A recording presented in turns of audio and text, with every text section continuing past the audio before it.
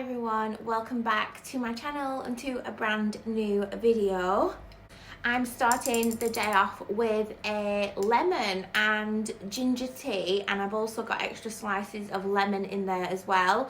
I've been hearing of all sorts of illnesses over the Christmas period. I thought I'd escaped it all. However, I've just had the worst, do they call it strep throat? I've had a strep throat for quite a number of days now, so I'm doing my utmost to get rid of it. Anyway, in today's video, because it's a brand new year and we're all about making those positive changes, hopefully, I thought it would be great to share with you some of the things that I stopped doing that were absolutely keeping me poor. First and foremost, I am not a finance expert at all. I'm still learning. My husband is really good with finances and he tries to teach me as much as my brain can hold. And I started to make these changes a few years back now when we were buying this house, our first house essentially. But whatever your finance goals are, because we all have them, I'm sure, like me, making these small changes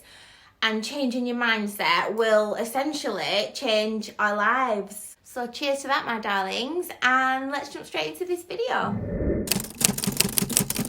So I was someone that used to jump on most trends, especially in fashion, because I just love clothes. I always have done. However, my mindset around that now is completely different to what it used to be. Like, I would see an influencer post something on Instagram and I would instantly want to buy that product. Like, I would feel like I was missing out if I didn't have the newest trend. I'd buy it and then a week later there'd be another one, and I was constantly swept up in buying stuff. And the funny thing about it was I had a wardrobe full of clothes but I had nothing to wear. And I also see this happening in interior trends as well, like the crushed velvet that I've mentioned in previous videos that I jumped on and bought in 2 years ago. And now I'm stuck with it and it's haunting me. But yeah, it was a trend, and all the grey and the white houses, and they were trending on Instagram. Was it Mrs. Hinch and all that like started it all off? Everybody bought into it. Everybody's houses looked the same with the grey and the whites. And then all of a sudden, was it a couple of years ago, neutrals came back into fashion and everything looked warm all of a sudden, and all of a sudden your house looks really dated and you're having to buy everything again. And the questions I ask myself when buying something new now is this an impulse buy? Like, am I jumping on a hype here? Will I wear it over 30 times? Usually I ask myself, how many times can I style this one item I'm about to buy? And if it's over 20 or 30 times and the cost per wear is really low and I'll use it a lot, then it's worth it. What do I want my life to look like? Does it fit in with that style that I'm trying to create? Like, that's another thing as well with the neutral wardrobe. To some people, that's really boring that I keep a neutral wardrobe, but it actually keeps me from being poor. Everything goes with everything. I could just pick out a top, pick out a pair of trousers or a skirt. Doesn't matter what I pick for the day, it goes together. The one I used to fall victim to a lot was the TV subscriptions. So we've all got a Netflix, haven't we? I wanted Prime because I'd seen a program that was on Prime, so then I'd get Prime and then I'm paying for Prime every month. Then the Kardashians would bring out a new series on Hulu and I'd need Hulu, so then I'd subscribe to Hulu every month.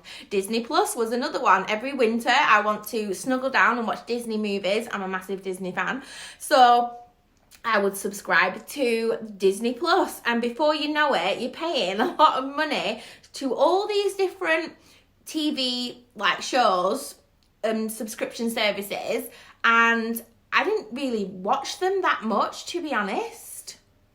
So I sat myself down and I was like, okay, you're allowed 2. I could really be brutal and do 1, which would probably keep me with Netflix I think, but I've given myself 2 because I do like to enjoy a TV programme in the evening. I'll get rid of Prime in the winter and change it to Disney Plus. So I'll have the Disney Plus, which is what I want to watch in those winter months. And at this point, you're probably thinking, because I used to have this mindset too, you're probably thinking, well, $5.99 for Disney Plus a month, I think, or something like that, or $7.99 for Netflix a month. It's not really going to break the bank. But that's where they've got you. It's the mindset that you're buying into, that it's not that much a month. But if you do that with everything, before you know it, it's like out of control and you're just trying to consume absolutely everything and it's not sustainable. It's more a case of not the fact that I'm saving £6 a month, and it's not the number, it's the fact that I'm saving a month and that I don't need that thing. Whatever that thing is, I don't need that thing.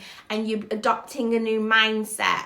Sorry guys, if I'm looking down, I have got a little list here because you know me, I tend to go off on a tangent sometimes and I can't like retrace my steps back to the point I'm trying to make. So I've got a little list of points here in front of me, and the next one is beauty box subscriptions, and I think we've all fallen victim to these. Now it's been a while, so I don't know any of the new subscriptions because I unsubscribed to that drama a long time ago. But I think the main ones when I was subscribed was Glossybox. I think they do a Beauty Pie one now because I see a lot of influencers talking about that one, trying to get you to jump on that train.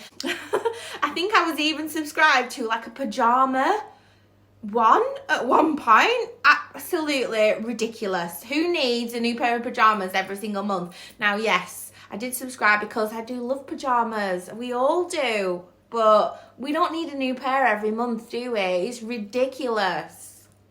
If you're into fashion and beauty and skincare, that's one of my big things. I love skincare. You can easily get swept up in the hype of the beauty subscription boxes. And I get it. But I got really clever with this. I keep a wish list of all the products that I've seen other influencers get and that like show a lot of hype over. I add them to the list only if I really could do with that product or what it's claiming to do, or if I'm interested in that particular product or ingredient. I'll add it to the list, and then like I said, I come back to that list all the time and I edit. Next month the influencer's talking about something else completely, which is a contradiction to the one that you've just seen, and you'll find that you don't really want that anymore. So then you can just delete it off the list, and it saved you from jumping onto the hype and buying into a product that you just don't really want anymore.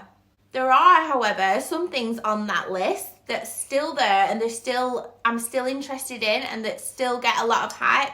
So, for example, the Brazilian Bum Bum Cream. Apparently it's really bloody good and I still haven't tried it. That is still on my wish list and it's been on there for over 12 months, which is a great indication that I still want to try that product and I probably will invest in it. Over the lockdown period, I got well into skincare and researching everything, trying all different kinds of products.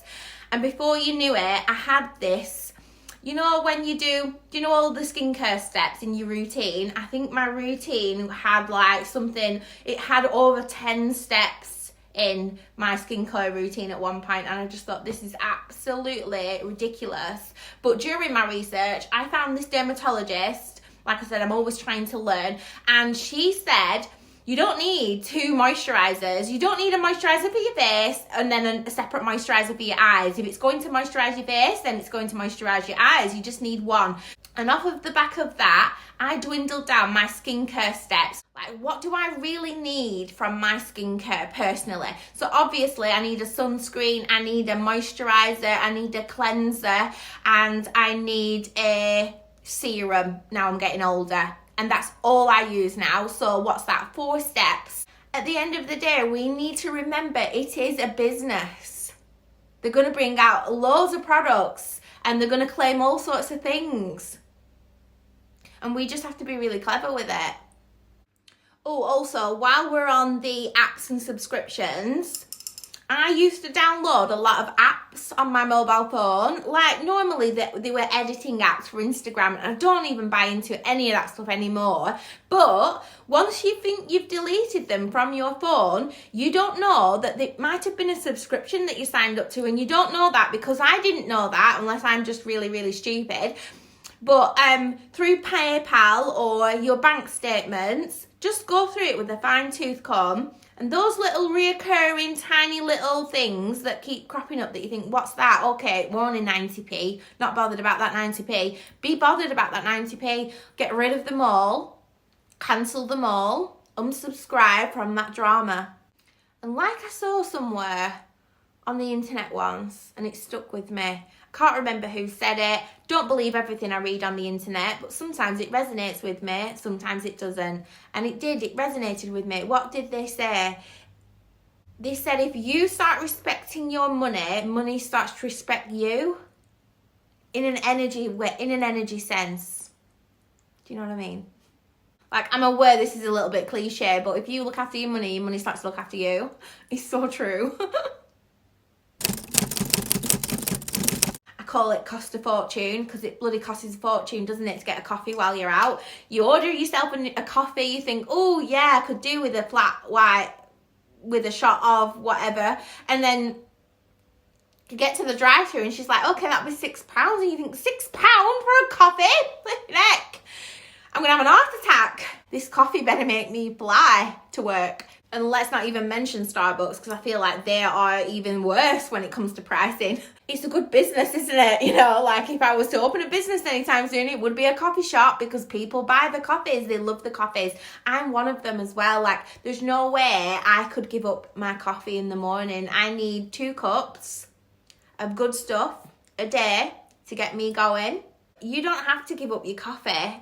You can just find a coffee that is really, really affordable, but really, really good. And there are some out there, let me tell you. My personal favourite is the Nescafe, is it called Azura? Anyway, it's about £5, I think, a tub. £4 or £5. When you pour the kettle in, it automatically makes it like look frothy. Anyway, the taste is amazing and it really gives you that kick that you need to wake up. Anyway, I found a dupe from Lidl. I'll pop it on the screen. It looks exactly the same. Obviously, it's got a different name because I think they would sue otherwise. It tastes exactly the same. It froths exactly the same. It's absolutely incredible coffee and I'll never change from this. And I think it's about £3 for the tub. So massive saving. It's instant coffee. It's dead quick in the morning to make. And for the time it takes you to get through the drive-through of Starbucks or Costa, you could have done this at home and been like well on your way. Simplify your life.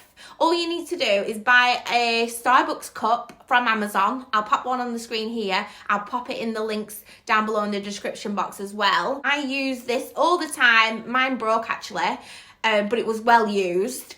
I need to buy a new one actually, so I'm going to go and buy myself one of them when I finish this video and influence myself because it works and you feel like you've got that special coffee in the morning. They're especially good with iced coffees in these cups as well. So come the summer, you've got your iced coffee in the morning, brilliant.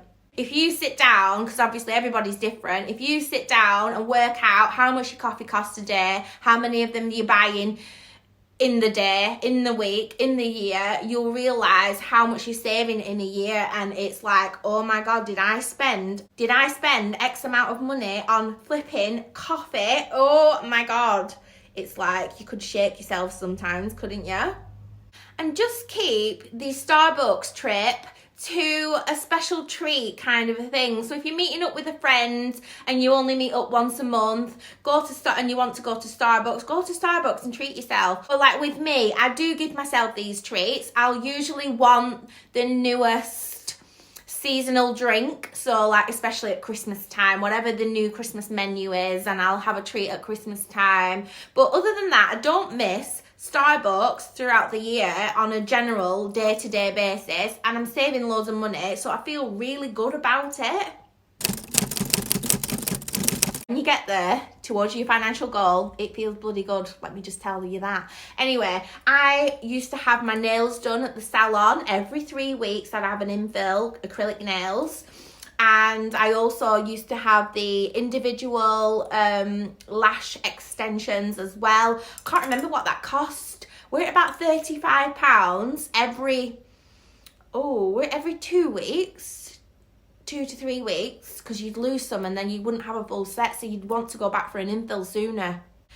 Anyway, it cost a flipping lot of money for these beauty treatments. They're the two that I used to have regularly, and also my hair done. I used to have highlights in my hair, blonde highlights. So my natural colour is this chestnut brown, and I used to have highlights, and then that used to cost me about £70 every 3 months or so, and that were pushing it. I should have had it done sooner than that, and it's a lot of money. Like, you do the math, and they're the only treatments I used to have. I bloody couldn't afford to get any more beauty treatments done, to be honest. I don't know how some of these young girls on normal salaries are affording like Botox every few months and things like that. Like, I really don't understand it.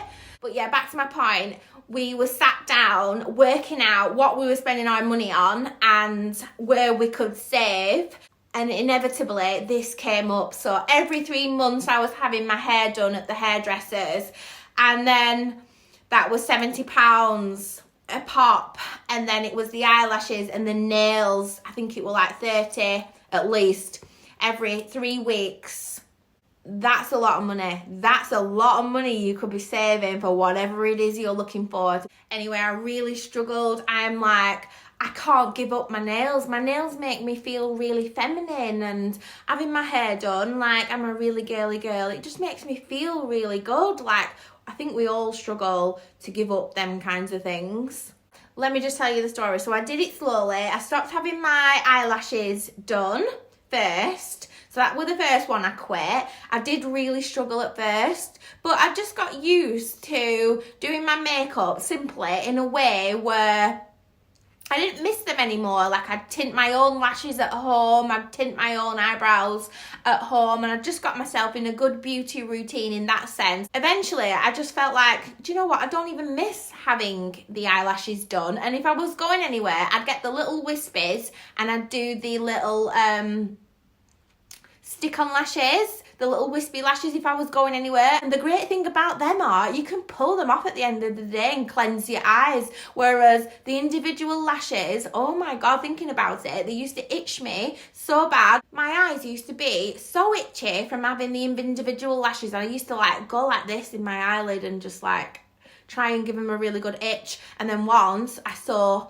something on social media and it was like eyelash mites.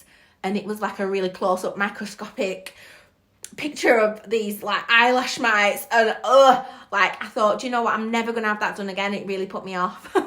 So yeah, eventually you just don't miss it anymore, and it's a massive saving. So once that was out of the way and I wasn't missing that anymore, I thought, oh, what else can I give up that's gonna save me money? I quit the nails and I bought from Amazon a kit. So it's a little lamp and some little gel polishes. Couldn't possibly do acrylics on myself, but gel nails over the top of your natural nail, and my natural nails were like a pretty decent size, and I like them short and classy anyway. Every 2 weeks I'd redo and sit and redo my nails as part of my like self-care routine, and it was saving me loads of money, and I felt like I still had something on my nails where I still felt really feminine with like nice pretty pink gel colours. Once I realised how much money I was saving, I would never part with £30 on my nails every few weeks ever again. You only really miss them when you've just been so used to having them on and then they're completely off. It's that initial shock. But once you've replaced it with something else that's a lot cheaper, may I add, you don't really miss it, and you think, oh my God, I would have made that decision a lot sooner. And then I saw someone who said the Primark stick-on nails were really good, and whilst I was in the Primark one day, I thought, do you know what, I'm going to try it, because you don't know if you don't try. So I got a set of nails, like just my normal ombre. These are like a dark ombre, but normally I go for, all the time, that's my go-to, is the classic French ombre. And I got the glossy ones from Primark. These are also Primark. And I took my time in putting them on, made sure they fit the nail beds. I've actually got a video because these nails last me up to a month. I don't know if it's the glue or the way I put them on. I've said it before, but they last me a month and they look fantastic. Everybody compliments me on my nails and I tell them they're £1.50 from Primark. Like I said, I did a video all about the Primark nails and how I apply them, how much they cost, etc. So if you're interested in swapping out your nails and using the Primark ones like I have got here, I've been doing this now for over 3 years. And yeah, I just feel like I used to feel when I used to get acrylic nails. In fact, they last longer. And they cost me £1.50 and it's great. So yeah, I'll pop that video in the description box down below if you want to go and check that out. Also, yesterday, it's been on my to-do list for a good few months now, but I was thinking about having LVL lashes, which essentially is a lash perm. They curl them upwards and then they tint them so they look really but they're natural and they look really good. And it does depend on your natural lashes, whether they're long or whatever. Mine are really short and stumpy, so this is an experiment. I've gone into this beauty treatment knowing that it might not be for me, and I am going to now over the next few days assess whether it's worth the money for me to have this done on a permanent basis and see how long it lasts for. But do you know what, already I'm on day one. It's not done enough for me to justify spending £40 on LVL because I've just not got the lashes for it. I love my food, and when I'm hungry, I will do anything. So first of all, the likes of Deliveroo and Just Eat are so flipping strategic, it's unreal. They know when you are hungry. They know when it's weekend. They know when to flash you with an advert on a Saturday night at 6 o'clock when you're thinking, I could eat something really good while I'm watching this film, etc. They know what they're doing, they know. And you've got to ask yourself, how good do you feel after that takeaway? Because I don't know about you, but me, personally, I'd get the takeaway, eat the takeaway, and then I'd think, 25 quid I've just spent. And I feel shit since I've eaten that takeaway. I should never have eaten it. And then I start regretting it. And it's like buyer's regret, isn't it? When you've bought something and you just instantly regret it, but it's too late. You've already consumed it. You know you're going to feel like that. But hungry you can't even see past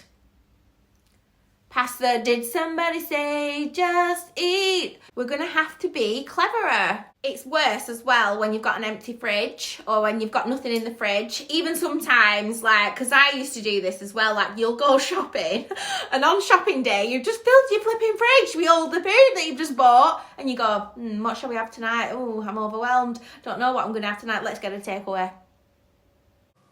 Most shops are takeaways where I live, so all you can smell is garlic bread and all sorts of good stuff, and especially when you're hungry, it's so tempting. And even I get tempted sometimes, but you're just gonna have to really try. What I did was make a list of all my favourite foods, and then have this list of favourite foods all the time. So don't get rid of the list, keep it. Add to it, delete from it, whatever you need to do. I've got it on my phone. And when I do the shopping, I make sure there's stuff in that I want to eat all the time. And it really does just help me out when it comes to fast food. Yeah, and I've just gotten out of the habit, because it's a bad habit. And I've just gotten out of the bad habit of buying into the fast food all the time, especially if you've got something pre-prepared at home. A few years back, I started preparing my own food and filming it and sharing what I'm eating. And it wasn't about showing everybody what I've made or what I've eaten or whatever. It wasn't just that. It was helping me not to eat fast food. I had to make and prepare for you guys, I'm then going to eat that food that I've made. So it really helped me out to eat healthy. Does that make sense? It worked for me anyway. But I just want to say, I do fall victim to the wanting a McDonald's, and I blame the fact that I'm a woman. I blame my monthly cycle. I just want a McDonald's. And when I've eaten it, like I said, I feel absolutely shit. But definitely, food is a hard one because we all get hungry, and especially when we've no time. I get it. People are so busy, they keep us so busy these days that you've just not got time to make fresh food, and that is so bloody sad, isn't it? Oh, this one's a good one, technology, especially your mobile phone. How many of you guys upgrade your mobile phone when the upgrade is due. It's so tempting. They bring out a new flipping iPhone every year, and what has it got really that the other one doesn't? It might have one or two tweaks, but do you really need them tweaks? And it almost takes me back to the mindset at school. Do you know when this kid comes in with the latest whatever on pair of trainers and you feel really less than, and you really want that pair of trainers that kid's got on, and you come home and you're like, Mom, I really want these trainers, and you'll do anything to get a pair of them trainers. And it's like that in adulthood with people and their phones or their technology and the new devices. I mean, what's the latest one? The air fryer. The way people look at you if you don't have an air fryer. Like, oh my God, it's the most amazing thing on the planet right now. But the same with mobile phones. Like, it makes you feel less than if you've got an old handset. And I don't have 50 quid a month or finance to be spending on a contract phone. But yeah, that one's like mind over matter for me. I just think if someone's showing off the new phone, good for them. Their unique financial goals are different to mine, and whatever. I don't feel pressured into buying the latest handset. Does my phone work for me for everything I want it for? Is it working for me? Yes. I'm not going to upgrade. I'm going to save myself that money every month. It's just a bill that I just don't want to see coming out every month. I've simplified my bills. I've just dwindled them down, simplified my life so much that there's no way I could justify paying £50 out a month for a new phone just because it's a new phone. I'm not trying to impress anybody. While we're on the subject of technology, I want to talk about TVs and any kind of devices in your home. Everything's a screen is expensive, and having a big massive TV in most rooms. And when we move soon, I'm going to dwindle down all the screens in the house. Number one, I feel like they're ugly, big black boxes. They're just ugly when it comes to design-wise. They're ugly, and we tend to all build the room around the TV. Like, the TV is the most important thing. So in the new house, for me, personally, the TV is not the focal point of a room. And yes, I love watching TV and I love watching programs. My guilty pleasure, and I love watching trash reality TV, and I do love watching it, yeah, but I'm going to figure out a really decent way of minimizing the size of the screens in the house, in the new house, and I want them almost hidden, but they're definitely not going to be the focus of a room in the new house. You heard it here first. I just don't buy branded items anymore when it comes to like essentials. Whether that's food, clothing, I go for a really cheap alternative that's really good quality, and I take my time to find that item and then I stick to that item. Like my basic items, like I used to want to buy all my underwear from like Lounge, or Ash's underwear from like Calvin Klein. You have to have Calvin Klein boxes or some sort of branded like essential item. Cost a lot of money for a 3-pack, don't they? They cost a lot of money, and he needs a drawer full. This guy needs a drawer full. So like, hello, who is seeing his boxes? Only me, okay? So like now I buy all my underwear from H&M. I feel like the quality is really, really nice and they last a long time. I buy Ash's boxers from Next. They are mid-range. They're not the cheapest. I possibly could go to Primark, but I just don't think the quality is there when it comes to like items you're wearing every single day. I don't think the quality is there, and a lot of them are synthetic and not cotton. And obviously then it makes your nether regions sweat, because synthetic makes you sweat. So yeah, I like pure cotton fabrics, and I'll generally buy from Next or Sainsbury's, or just basic plain cotton essentials. Also, it's no secret I love fashion, and I particularly have a special interest in luxury fashion. And can I afford luxury fashion? And absolutely not. I tend to steer away from the high-end purchases when it comes to everyday outfits, and I'll stick to the high street, good quality pieces with longevity in mind from the high street, plain and simple. Like I said, I go for neutrals and they're always plain and simple. and then I'll dress them up with more branded items like accessories, bags and shoes, and that's how I personally work. So I do have some luxury incorporated into my wardrobe, and the odd luxury branded item or high-end item, expensive item that I do buy, I just think about for so flipping long before I actually buy into it, because I've gotten myself into this mindset now and I love it. And I'm not buying something that's not going to last me a long time, especially if it's over £100. I feel like that's expensive for an item. So I take so long making a purchase if it's high end now, and I'm always looking to buy those items second hand or pre-loved. So can you see, I am always in that saving mindset. And because I don't buy into all this hype and all these things, it sort of frees me up. It frees my bills up every month, so I don't feel like I have to constantly work so I can pay that bill. And that's why I'm so relaxed. Because like having all these things makes you have to work harder in order to pay for them every month or whatever, and then therefore you've got no time and you're just running around like a headless chicken. Well, I used to be when I worked 9 to 5. I just felt like I just could never get ahead. It's just not a nice headspace to be in, or I found it very, very stressful. And yeah, I much prefer my life these days. Calm, simple. Before we move on to the next point, I just wanted to say all the things that I really want, like branded, that are high end, or luxury, I'll pop on my wish list that I keep talking about. And they'll stay there. And then when it comes around to birthdays or Christmas or special occasions, don't be afraid of like asking for it. Well, there's something I really want, so if you could put towards it, that would be great, to your family. And then they're not buying you silly presents that you don't even want, and they'd just rather give you the money or a voucher towards what you actually want. Like, it's just so worth it. Definitely not brand new, but I always wanted to upgrade my own car every few years. Therefore, I was always paying higher insurance because every car upgrade was obviously a newer registration and version, and then you pay more for that, don't you, in insurance and tax and everything else. And yeah, I just got out of the mindset of upgrading cars. When we finally got this house, we had to then renovate it and find the money to renovate this house.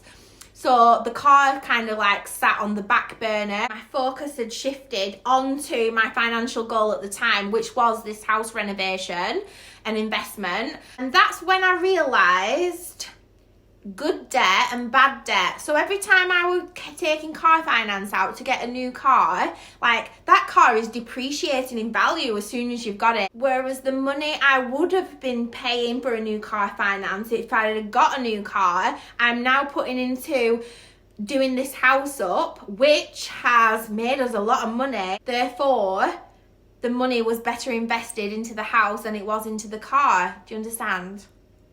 I mean, why did it take me until I was into my 30s for all these pennies to drop? Because I was being so stupid my whole life when it comes to money. And again, it's like that buyer's remorse kind of a situation. Not buyer's remorse. Obviously, you're always really, really happy when you've got something new. I was always really happy when I upgraded the car and I've got a new car or whatever, and it's like new car day, blah, blah, blah. And then it's like reality kicks in. You now got to pay for it, and you're working extra hours to pay for that new car that you were showing off with. And yeah, you just like, the novelty kind of just wears off, doesn't it? Like quite fast as well. And it's like, you've already signed up now, so that's it. That's a major lesson I've learned in the last 3 years of doing this renovation, because I haven't had the money to upgrade the car. And now it's come to an end, this renovation, and I've realised investing this money in this way instead, which has actually made us more money, it just doesn't make sense to invest in a new car. And you know what? We've come to the end and I don't even want a new car. I mean, there's going to be a time where my car breaks down and I'm going to have to get a new car, but I'm just not bothered about that anymore. And instead, I want to do another bloody renovation. And this one's really important, is not caring about finances at all. I had no interest In finances, like I said, I'm definitely not a maths person. I think I was ungraded in my maths exam. I did take a maths exam. I can't even believe I sat there and took the exam. I was just so not into maths at all whatsoever, and I'm not like the brightest button when it comes to like numbers and finances and maths. And like I said, I'm still learning. My husband teaches me little bits, bite-sized bits as I go along, and I try and learn myself as I go along. But what I can tell you is, if you're like me, it really does matter. You need to know about finances. And some people, and I get it, because I used to be this person, oh well, you only live once, if you've got your money, spend your money, you might not be here tomorrow. I've heard so many quotes and things like that. And that's just the wrong mindset to be, because no, you don't only live once, you live every day, and you only die once. So let's say you don't die tomorrow and you've got no bloody money. It's just really, really important life stuff that could change your life. And I just wonder why they don't teach this in schools. And if you've not come from a great family when it comes to money either, because I definitely didn't, and you don't know how to deal with your own money and finances, all I can say is it's so important. I just used to live paycheck to paycheck. I used to go to work 9 to 5. I was like a headless chicken, no time, bills coming out of my ears every month. I was renting for over 10 years, couldn't even afford to buy a house. There's no wonder I couldn't afford to buy a house, because my money was going on stupid things. Anyway, here I am 3 years in, we've finished this renovation, we're about to upgrade and do another one, and I've got a new money mindset. And as a person talking from experience who's done it both ways, I can tell you this way is the better way. It's life-changing stuff. Like I say to Ash all the time, you should come on YouTube and teach everybody about money and finances, because he's really bloody good at it. He's so bloody good at it. And he explains it in such a way, I've never understood it before. I've always felt like if I were to go and sit with a financial advisor, the words they use and things, I don't know, I just feel really stupid when I sit in front of a person like that. They're not intentionally making me feel stupid. And then you get the people who talk at you like you are stupid. So I don't like that, obviously, at all. But my husband, he tells me in such a way that I understand it. And not only do I understand it, I can ask the questions, and it doesn't matter how stupid the questions may be, he answers them in such a way, like I said, that I just understand a little bit more as we go along. And I'm sure I've got loads more to learn. But I'm keen to learn, because if you want to get ahead in life, you need to know about finances. It's as simple as that. So guys, that's it for this video. I thought I would share with you just some of the small things that changed my mindset, which then led to changing my life, really, literally. And I hope you all got some inspiration from this video. Have you got any money saving tips? Things you used to spend a lot of money on when you didn't need to? Like, let's all share them in the comments. Let's just all keep each other focused on a better mindset and a better life. I hope you all enjoyed this video, and hopefully I will see you in my next one. Bye.